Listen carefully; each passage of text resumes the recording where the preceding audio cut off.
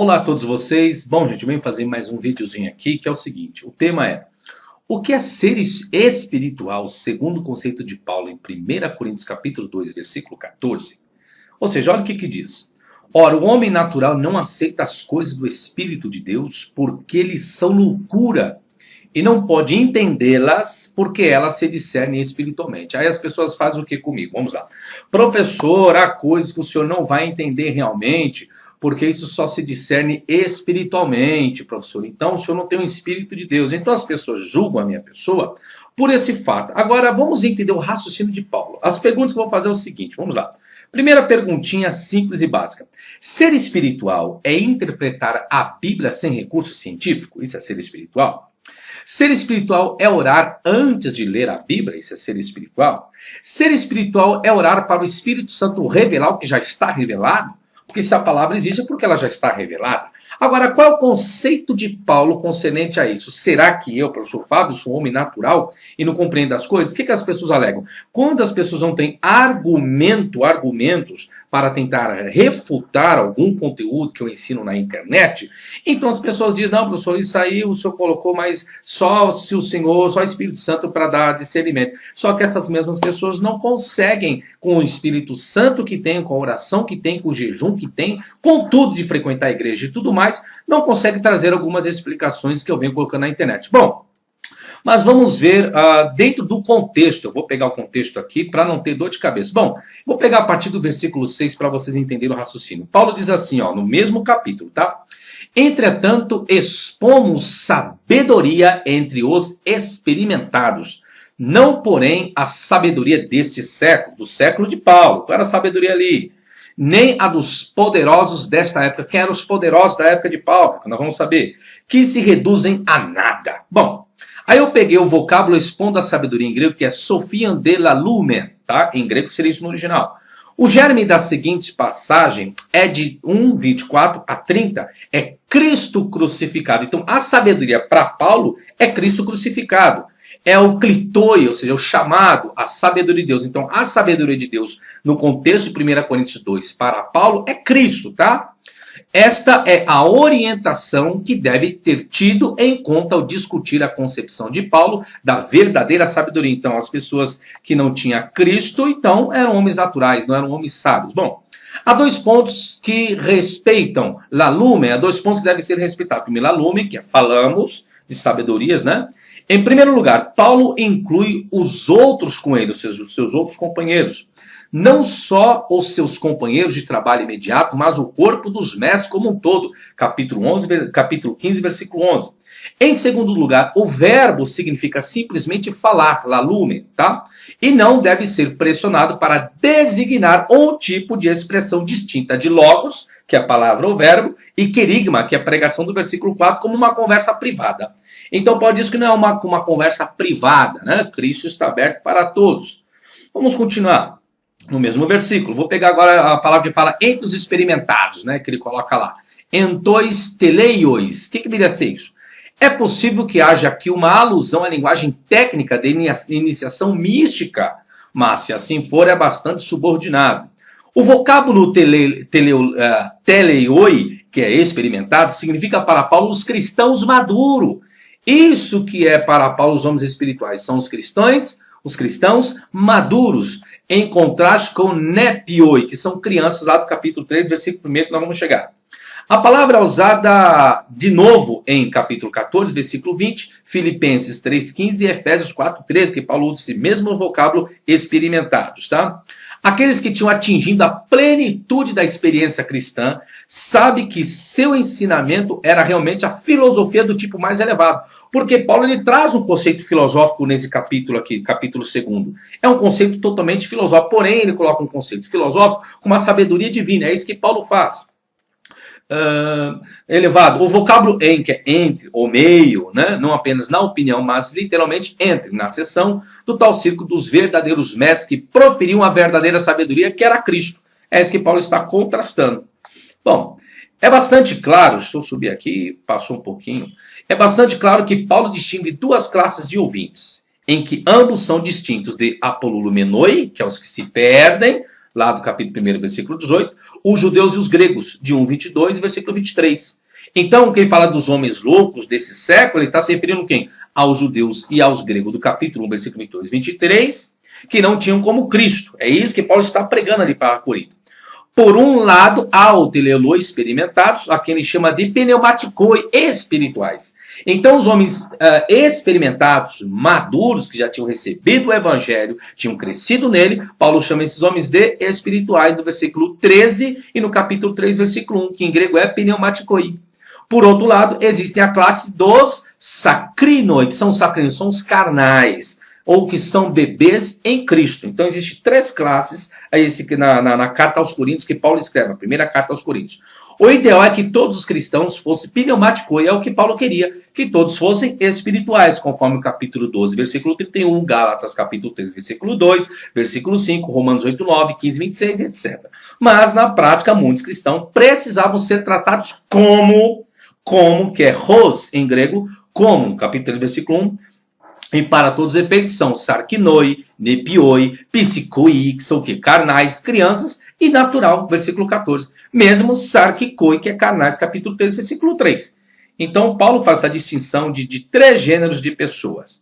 Bom, o trabalho de Paulo tinha como objetivo o levantamento de todos esses cristãos imperfeitos para o padrão normal e ideal. Aí ele tem uma expressão que ele utiliza, rina caristesomen panta antropon teleo em Cristo, ou seja, a fim de que apresentemos todo o homem perfeito em Cristo, Colossenses 1:28. Esse é o objetivo de Paulo, apresentar o homem perfeito a Cristo. O que seria o homem perfeito a Cristo? Maduro, consciente daquilo que ele estava ensinando, ciente da revelação, ciente do evangelho. Isso é ser espiritual para Paulo. Bom, aí tem outra expressão, udenton arconto, nem a dos poderosos.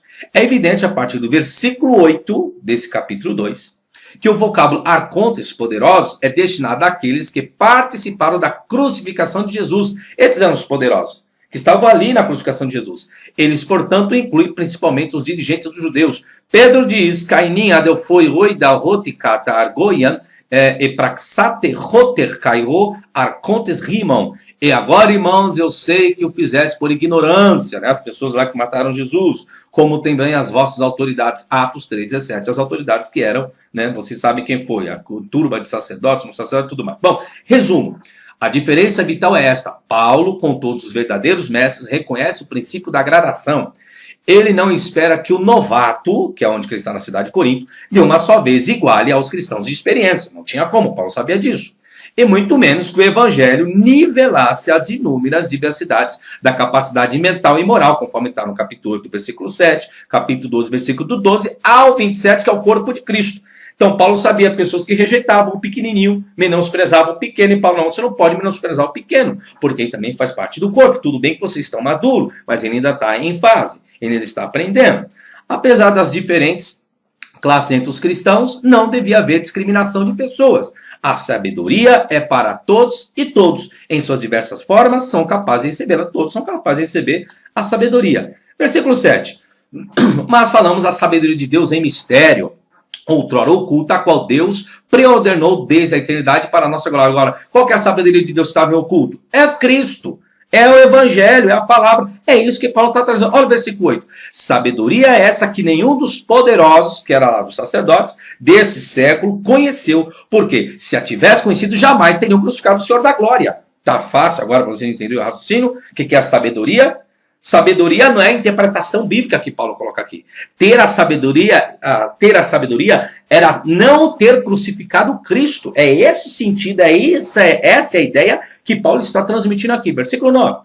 Mas como está escrito, nem os olhos viram, nem os ouvidos ouviram, nem jamais penetrou em coração humano que Deus tem preparado para aqueles que o amam. O que Paulo está colocando? Cristo, evangelho. É isso que Paulo está colocando. E as pessoas pegam esse texto e deturpam totalmente. Mas Deus não o revelou pelo Espírito, porque o Espírito a todas as coisas perscruta até mesmo as profundezas de Deus. Agora, o que Paulo está dizendo aqui? O evangelho. Vamos lá pegar a palavra revelou, Deus o revelou, que é a palavra apocalipse.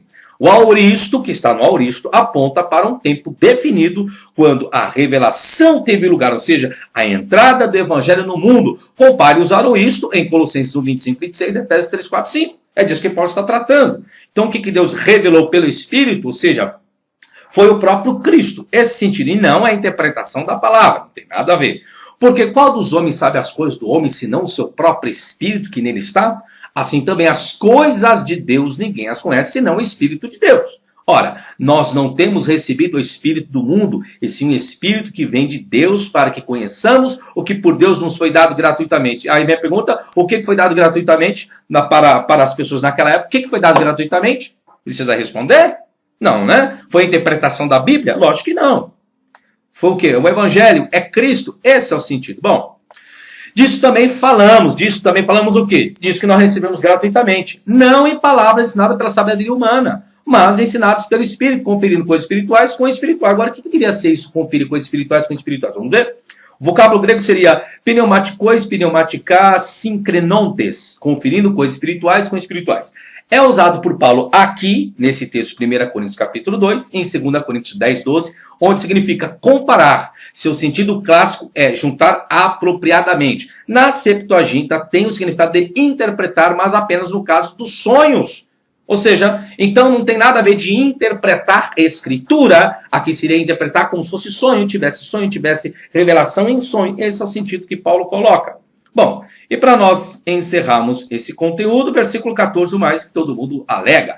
Ora, o homem natural não aceita as coisas do Espírito de Deus porque eles são loucura e não pode entendê-las porque elas se discernem espiritualmente. Bom, vamos ver o que é o homem natural. Então, no grego é psikos de anthropos, homem natural. Essa expressão contrasta com pneumatikos, contrasta com espirituais. Então, homem natural contrasta com o homem espiritual do versículo 13. Para psikos, o que significa psikos? Natural? Não. Etimologicamente significa animal, no sentido etimológico e quase isso no sentido de comum. Coríntios capítulo 15, versículo 44, versículo 46, que Paulo fala acerca de corpo animal. Se existe corpo espiritual, existe o corpo animal. E qual é o vocábulo que ele vai usar lá no grego? Psikikos. É isso que ele vai utilizar lá. Psikikos é usado em homens cujos motivos não é amadurecer, e sim estar apenas em suas aspirações meramente humanas. O psikos é o homem não regenerado. Olha o que é para Paulo psikos. Então o homem natural é o homem não regenerado. É o homem que só pensa nas coisas do mundo. É isso que é o homem natural. Entende? Não é aquele homem que está preocupado com as coisas divinas, com as coisas de Deus. Agora, será que eu só estou preocupado com as coisas naturais? Eu acho que é ao contrário, né? Se eu só lido com a questão da palavra, como as pessoas podem alegar que só lido com as coisas, não lido com as coisas espirituais? Entende? Então as pessoas estão interpretando o texto errado. Tem que tomar cuidado. Bom, e continuando, nós temos aqui a outra expressão. Roi pneumatikos anacrinetai, porque ela se discerne espiritualmente. Essa parte que é interessante. A natureza do processo é para além dele, requer características que ele não possui. O verbo é usado com frequência por Paulo apenas nesta carta. É um dos 103, ou seja, esse vocábulo é atestado 103 do Novo Testamento, que é a expressão anacrinetai. Esse verbo se encontra apenas em Paulo e Lucas, e aqui, no texto de 1 Coríntios capítulo 12, versículo 14, significa julgar, peneirar. Então, quando fala se discerne espiritualmente, fala se julga, se peneira. Ou seja, como em Atos 17, onde os bereanos peneiravam as escrituras para chegar à verdade. Então, o que é discernir espiritualmente? É você ter capacidade, amadurecimento suficiente para você julgar e saber o que é a verdade. Onde muitos que se julgam espirituais não conseguem distinguir isso. Estão amarrados em tradições humanas, não sabem distinguir o que é uma verdade realmente, mas estão engolindo um monte de mentira e não sabem pesar coisíssima nenhuma. Aí está a questão, né? Agora, para fechar, vou fazer algumas perguntas. O que era ser espiritual para Paulo? Vamos ver o que era ser espiritual para Paulo? Vamos ver se eu sou espiritual, se você é espiritual. Vamos lá? Primeiro, ao capítulo 3, né? Termina o capítulo 2, o capítulo 3 agora. Eu, porém, irmãos, não vos pude falar como a espirituais, e sim como a carnais, como a crianças em Cristo. Ele está usando o mesmo contexto.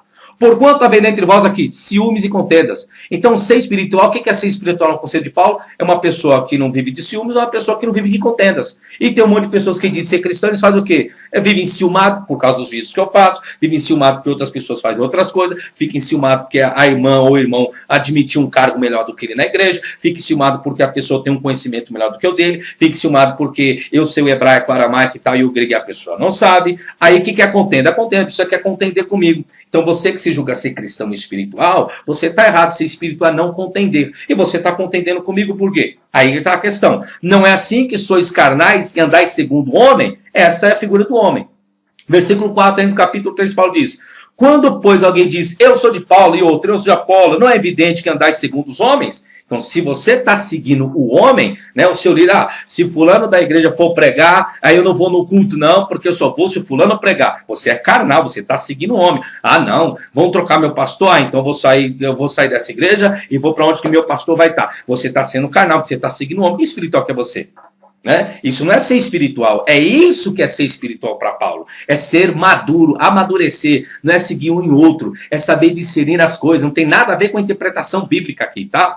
E para fechar, diz assim, versículo 11, porque ninguém pode lançar outro fundamento além do que já foi posto, qual é Jesus Cristo. O que é para Paulo ser espiritual e maduro? É aquele que não coloca outro fundamento a não ser Cristo. Agora tem gente que está colocando um fundamento da sua vida, fundamento que é Paulo, fundamento que é Pedro. O próprio Paulo fala, o fundamento não sou eu. O fundamento é Jesus Cristo, o fundamento é Cristo, o fundamento é Mexia, o fundamento é Messias, o fundamento é Machia, o fundamento é Cristó. Esse é o fundamento. E o que as pessoas estão fazendo? Não, mas porque Paulo coloca como que Paulo é o fundamento. Não, o fundamento é Jesus Cristo. É isso que Paulo está dizendo. Então, quando você sai desse fundamento, você não é um homem espiritual, você é um homem natural. Essa é a diferença entre homem natural e homem espiritual. Homem natural é aquele que vive do quê? Ciúmes, contenda, segue pessoas, segue em homens e não sabe qual o fundamento que ele deve estabelecer. E o homem espiritual que Paulo coloca, pneumaticos, que é o homem maduro, é aquele que não vive de ciúmes, não vive de contenda, sabe qual o fundamento. Ficou claro agora para vocês? Então não venham falar para mim, professor, não, tem coisas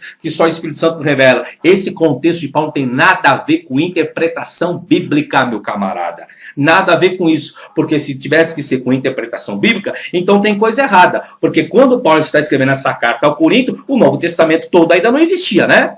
Ou para você já existia. Entende? Agora vem falar para mim do Espírito Santo. Entendeu agora o raciocínio? Então, por favor, pense um pouquinho mais, analise melhor o contexto aí, antes de vocês pegarem versículos isolados e querer dizer que eu não entendo nada, porque é o Espírito Santo. Então, se vocês têm o Espírito Santo, vocês fazem tudo, então procure com o Espírito Santo de vocês aí, tentar achar argumentos que possa corroborar a ideologia de vocês e refutar aquilo que eu venho fazendo na internet, porque eu estou usando a palavra, estou usando elementos não científicos, eu estou usando a língua original, que é lá desde lá do passado, da época de Paulo, da época de Jesus. Essas são as línguas que eu utilizo e lá demonstro totalmente outra coisa que o português que vocês têm em mão está dizendo. E como vocês não têm conhecimento disso, vocês falam que não, eu fico com a Bíblia em português porque o Espírito Santo vai me revelar. Então pode esquecer, meu irmão, pode esquecer esse negócio de revelação em cima do português, porque se o Espírito Santo revelar em cima do português, está errado. Então você tem que orar primeiro para o Espírito Santo te ensinar você a falar hebraico, aramaico e grego, aí sim. Aí já é um princípio básico. Por quê? Se a língua mãe não é o português, então por que você não ora para o Espírito Santo te revelar e fazer você conhecer hebraico, aramaico e grego, para você conhecer realmente